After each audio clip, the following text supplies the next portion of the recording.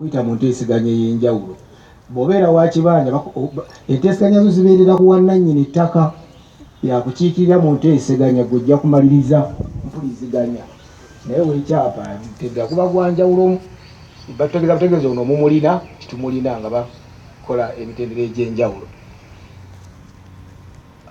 Twebaza nti gavumenti erabikanga kino ekyokugamba nti ereeta etteeka erigamba ebeere n'obuyinza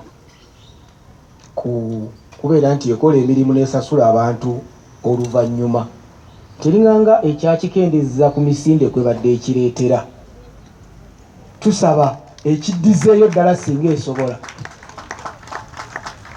kubanga ekiri mu mbeera abantu kyebatannaba kulaba nti weewaawo gavumenti egambye weeneba yeetaaga ebeere ng'esobola okukola, gavumenti tewali weeteetaaga.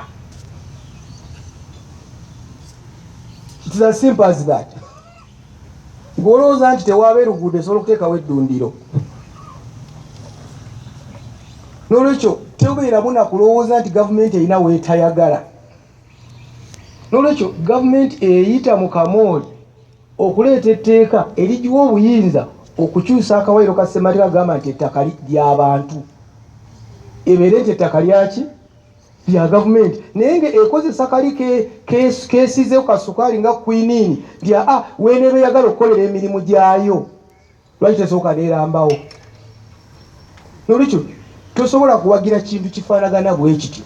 Ekyokubiri, abantu abalemeseza projects okugenda mu maaso abamu singa obalingiza mabega babeera baafunako omukono okutegeezebwa ebijja ne baddukayo ne beesooka ne bayongeza emiwendo. Kati bw'oŋŋamba nti osooke okole nga ssente ziri mu kkooti oyo aba asulawa, oba bwe ba bizinesi aba ali ku ki? Abaffe twebuuze yonna gavumenti gye yayisa okukola compensations abantu baasasulwa dda, kubanga mmanyi ne Kabaka tasasulwa mu bifo ebimu. Kakati oba Kabaka tasasulwa nga bifo ebimu bagamba nti olaba embwa egoba waki ow'ekiwempe ate weddiba nga olisiba kuyitawo. Ssaabasajja Kabaka wangaali.